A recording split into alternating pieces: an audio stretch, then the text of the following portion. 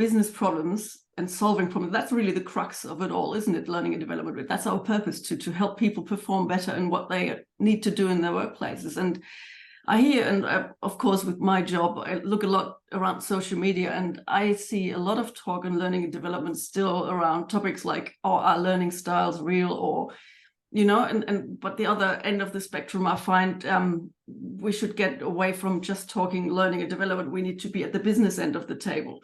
So that kind of discrepancy between learning and development talking amongst themselves towards how can we help them get to the business end of the table to actually really have the performance mindset and go into that kind of conversation. What is it that can be done to help L&D to get there? What do you think? I think you're right, Christian. I think L&D people, by their nature, are pretty passionate. We love what we do. We all do. We want to make sure we change our organizations and our workplaces for the better. Sometimes we get so excited that we go in and we go, right, we're going to build this e-learning for you here, and we're going to roll it out on mobile phones, and we're going to track it in an LXP, and we'll give you all this data. Before we even ask the business what their problem is. You know, we come too often with a solution that we don't know is going to be the right solution. And even if it is, we don't get it 100% right because we don't listen in the first place to what the business problem really is. And, you know, obviously this is a generalization, but many times I've heard, teams go into organizations with a solution already without asking questions. And to me, that really doesn't help the business. It doesn't help L&D. It doesn't help the learner. We to be successful as a profession, L&D practitioners need to know what problem they're going to solve and are solving in the business. You know, if we're not solving a problem, if we're not assisting the business in achieving whatever their goal is, then, you know, we shouldn't be regarded very highly. You know, we should be regarded as just a small asset that might help us out every now and then. You know, we order takers. Yeah, we need to step it up a bit and have the ability to have those hard conversations and listen, not just go, oh, that problem is a 25-minute e-learning course, or that problem is a 6-minute animation. What we need to be saying is that problem is that learner needing these new skills or be changing in behaviors, and then we can work out what we can do to make those changes. We forget that there's a business problem, and then there's learners who need to be able to change, learn, grow in order to solve the problem. We need to be able to do that to help the business solve the problem.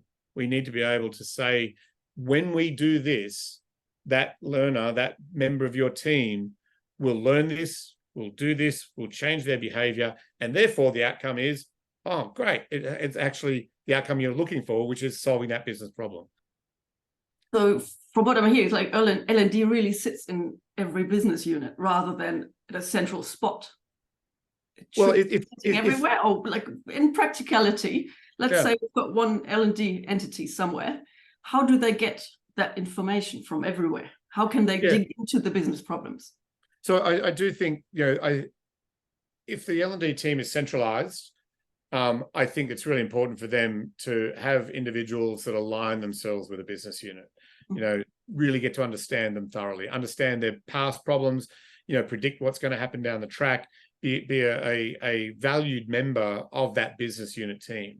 But if they're not, then they need to ask the right questions. If they're not part of that team and they're sitting outside in a central team, then they need to work out what will make that team successful. What is that business measured on? What is the success criteria of the business, not of the learning in the business, but of the business itself? Are we measured? Is that business unit measured on growth or profit or utilization or engagement or whatever the measure is? If you as an L&D person aren't aware of that, then you've got some really quick learning to do to catch up and make sure you do know, because the more you know about how that business is going to be successful, the more successful you will be. So what would be some barriers of making that happen? It's not easy. It's not easy. Exactly. A lot of L&D people don't feel like they have the right to ask those questions, and maybe businesses don't feel like you've got the right either. So you've got to go around and find that information somewhere else. Go to the AGMs, go to the annual reports, go to any information that you can get on the company. Go to if it's a listed company, there'll be a document there with all the information you need about the company you're working for. Learn about your company, learn what makes them tick, help them make themselves tick. That's what we should be doing. We should be supporting those parts of the business that we can, that allow us to, but we need to know what it is that makes them successful in order for us to actually help them.